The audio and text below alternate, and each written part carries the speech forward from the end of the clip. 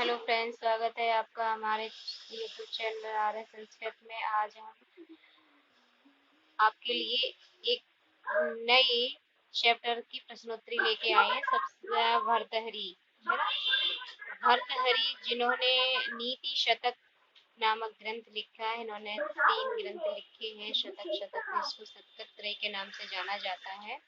तो आज हम पहले भर्तहरि का सामान्य परिचय पढ़ेंगे, फिर इसके जो प्रश्नोत्तर हैं इसके नीति शतक के। देखिए, सामान्य परिचय आता है तो आप चलिए इसकी प्रश्नोत्तरी शुरुआत करते हैं। तो चलिए, पहला पहला तो ऊपर ये लिखा हुआ है, भभूति और भर्तहरि के गुरु कुमारल भट्ट ही रहे हैं। दोनों के गुरु का नाम एक ही है। ठीक है, ये ऊपर लिखा हुआ है, आप देख सकते हैं। आगे भर्तहरि का सामान्य परिचय। आज हम क्या पढ़ेंगे? भर्तहरि का सामान्य परिचय, उनके बारे में कुछ बातें हैं जो हम पढ़ने जा रहे हैं। तो सबसे पहले प्रश्न ये उठता है कि विक्रम संवत के प्रवर्तक विक्रमादित्य के ज्येष्ठ भाई थे कौन? भर्तहरि। यानी ज्येष्ठ माने बड़े भाई थे किसके? विक्रमादित्य के, जिनको चंद्रगुप्त द्वितीय के नाम से भी जाना जाता है। विक्रमादित्य की उपाधि थी। और जो कि विक्रमादित्य के कौन थे? बड़े भाई का नाम भर्तहरि था। ठीक है, आगे राजा भर्तहरि की प्रेम प्रेमिका सॉरी हाँ प्रेमिका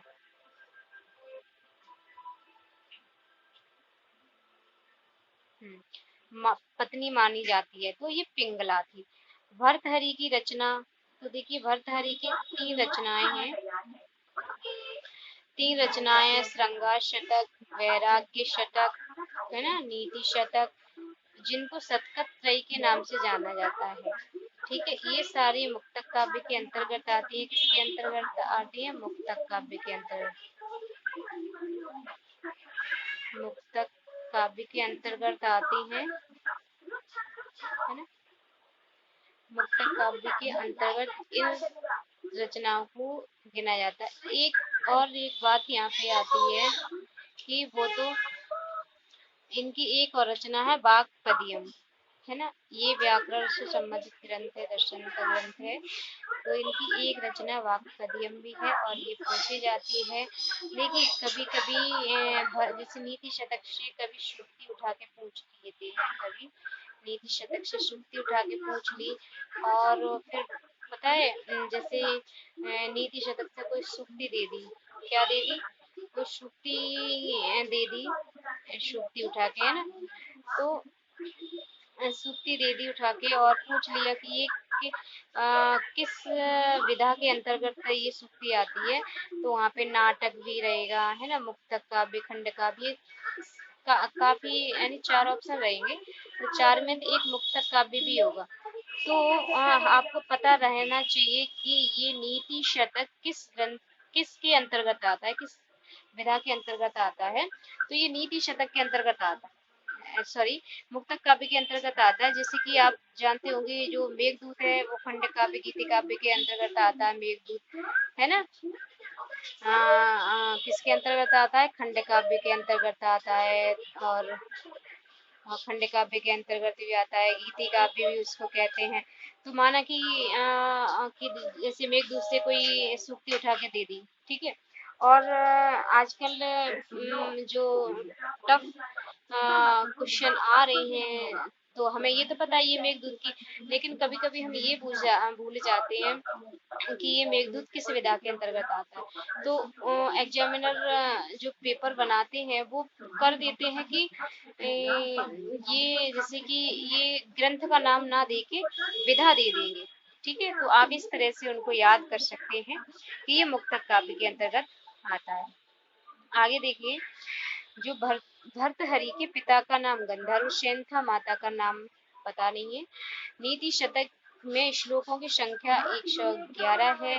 भर्तहरि किस रीति से संबंधित है? तो वैदर्भी रीति से संबंधित है। इनका प्रिय छंद शार्दुल विक्रीरत छंद है ना, शार्दुल विक्रीरत छंद है। भर्तहरि किस देश के राजा थे? तो मालव देश के राजा थे, ये माला देश के राजा थे। कोई भी ऑप्शन में आ सकता है, आप टिक कर सकते हैं। आगे चलिए, भर्तहरि किसके उपासक थे? तो वेदांतोक्त ब्रह्म के उपासक थे, है ना, वेदांतोक्त ब्रह्म के उपासक थे भर्तहरि। तो इनका समय क्या माना जाता है? तो समय 57 ईसा पूर्व अथवा कह सकते हैं 575 ईसा पूर्व से 650 ईस्वी इनका समय रहा होगा। बौद्ध किसने कहा है? भर्तहरि को। तो इस इंगित ने भर्तहरि को बौद्ध कहा है। अमर फल वाली पत्नी का नाम क्या था? तो पद्माक्षी। पद्माक्षी जो अमर फल की कहानी शायद आप लोगों ने सुनी होगी, है ना, एक फल देते हैं, कोई उनकी संतान नहीं होती, तो उस पत्नी का नाम था अनंगसेना पद्माक्षी। प्रथम रचना इनकी होती है श्रृंगार शतक। सर्वोत्तम रचना है वैराग्य शतक। ब्रह्म शब्द का प्रयोग वाक्पदियम में किया गया है। ये भी क्वेश्चन उनके पूछ लेते हैं कि भर्तहरि की प्रथम रचना कौन सी मानी जाती है? श्रृंगार शतक मानी जाती है। जब उनको पिंगला से प्रेम होता है तो श्रृंगार शतक लिखते हैं, जब वो धोखा उनको देती है तो गोरख शतक जाके लिखते हैं। आगे देखिए, इनके गुरु का नाम क्या था? तो गुरु का नाम था गोरखनाथ। भी इनके गुरु थे। एक कुमारन भट्ट। तो इनके गुरु दो थे, गोरखनाथ भी थे और कुमारन भट्ट थे। भर्तहरि का किसका प्रथम, हाँ, भर्तहरि को किसका प्रथम कवि कहा जाता है? वो है यहाँ पे, तो यहाँ पे आप वो कर लीजिए ना, किसको ऐसा कि भर्तहरि ने ऐसा क्या काव्य लिखा है जो यानी मुक्तक काव्य, तो इनको मुक्तक काव्य का प्रथम कवि माना जाता है। इन्होंने अपनी मुक्तक काव्य लिखने वाले ये पहले कवि कहे जाते हैं। कौन कहे जाते हैं? भर्तृहरि, है ना, भर्तृहरि पहले कवि कहे जाते हैं मुक्तक काव्य की रचना करने वाले। आगे देखिए, देखिए इसमें थोड़ा थोड़ा समझ में नहीं आ रहा है, देखिए, तो इसको मैंने ध्यान भी नहीं दिया था। अगर आपको थोड़ा थोड़ा लग रहा है तो आप पढ़ सकते हो। चलिए थोड़ी कोशिश करते हैं, मैंने ध्यान नहीं दिया। अब चलो, नीति शतक का मंगलाचरण में स्तुति की गई है, तो ब्रह्म चैतन्य की स्तुति की गई है। आपको हम लिख दे रहे हैं ब्रह्म की। ब्रह्म की क्या की गई है? उपासना।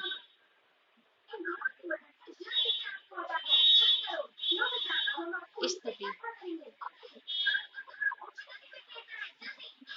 स्तुति की गई है, ठीक है।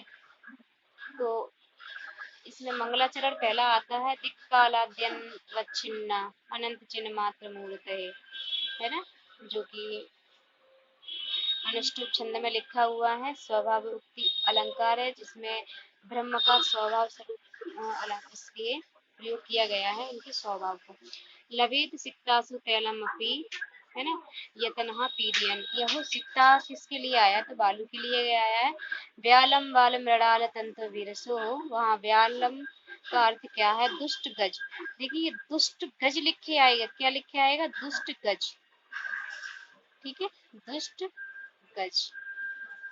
गज माने होता है हाथी। तो आप इस चीज को याद कर लेना कि क्या इसका अर्थ रहता है।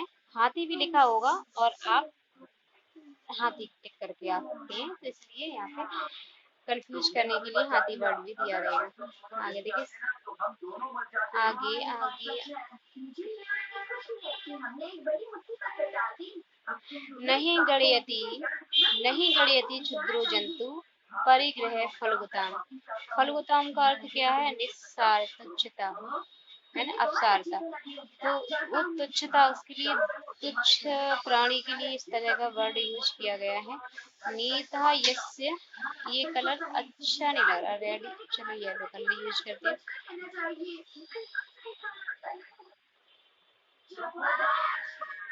नेता यश बृहस्पति, यश किसके लिए आया है? जिसका नेता बृहस्पति हो, इंद्र के लिए आया है। सोचो केतवम में केतव शब्द किसी के लिए का अर्थ है कपट। प्रारभते न खलु विघ्न वह निच्छ है ना, ये यहाँ पे भरा जाएगा। भरने के लिए ऑप्शन आते हैं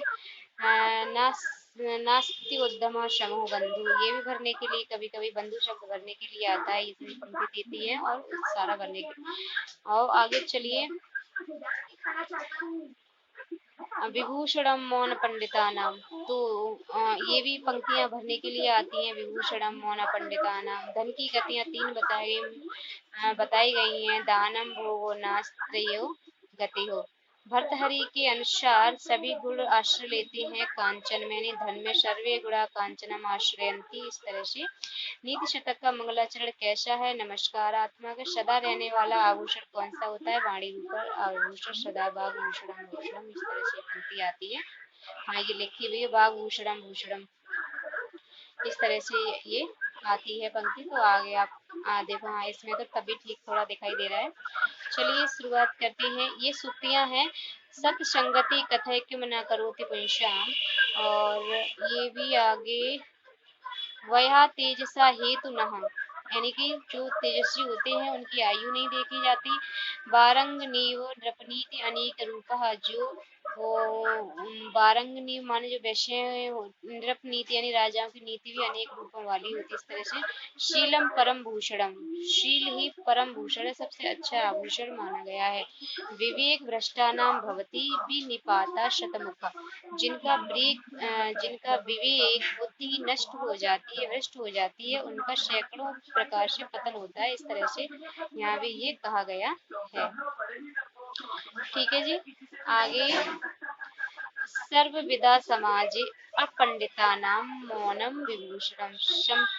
सर्वविदा जो सब ज्ञाता बैठे होते हैं वहाँ उस समाज में अपंडितानाम भूषणम, जो अपंडित लोग होते हैं तो उनको मौन रहना ही सबसे सुंदर आभूषण माना जाता है। सतत वाग भूषणम भूषणम।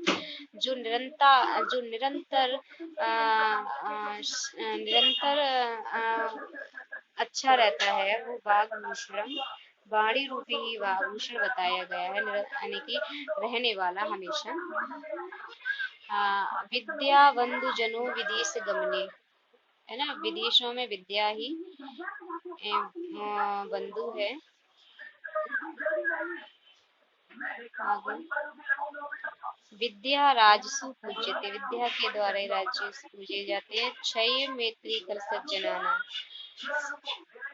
देखिए छाई वो मैत्री खल सज्जनानाम। छाई वो मैत्री खल सज्जनानाम। तो दुष्टों की मित्रता कैसी बताई गई है? तो छाया के समान बताई गई दुष्ट से। और एक और पंक्ति आती है। यम यम पश्यति तस्य तस्य पुरतो महा ब्रूहि दीनम वचः। पुरतो है ना, शामिल। नहीं गणयन्ति क्षुद्रो जंतु परिग्रह फलभूताम। ये पंक्ति भी है। आगे देखिए मुखस्य, क्या लिखा? मूर्खस्य न अस्ति औषधम। मूर्खस्य न अस्ति औषधम। आगे ये पंक्ति भी है। महताम निश्चीमानः चरितः विभूतयः। यानी महान पुरुषों की जो कार्यों की महिमा असीम हुआ करती है। देखिए मुक्तक काव्य का ये लक्षण है। आपको थोड़ा मुक्तक काव्य का लक्षण बता देते हैं। क्या है मुक्तक काव्य? पूर्वा पर निरपेक्षेणपीन ही येन रश्चर्वणः वर्णः क्रियते तदेव मुक्तकः। अर्थ प्रकाशन के लिए एक दूसरे की अपेक्षा न रखने वाले स्वतंत्र पद्य मुक्तक काव्य कहलाते हैं। ठीक है। आगे देखिए ये कुछ टिप्पणियां हैं। तो क्या है? जैसे बौद्धारा वर्ड किस तरह से बना, निष्पन्न हुआ बौद्धारा पद, तो वो किस तरह से? तो बुध धातु है। क्या धातु? बुध धातु से त्रिच प्रत्यय लगाएंगे बौद्धारा बनेगा। उपहता क्या है? उपहत से हन धातु से ता प्रत्यय लगा के उपहता बना। अबोध नाबोध अबोध नए तत्व समास है। मत्स्य ग्रस्था तृतीय समास है। मस्त ऋण ग्रस्ता। इस तरह से ये पद बनेगा। सुभाषितम सुभाषिता प्रत्यय सुभाषित नपुंसक लिंग में सुभाषितम बनेगा। ठीक है।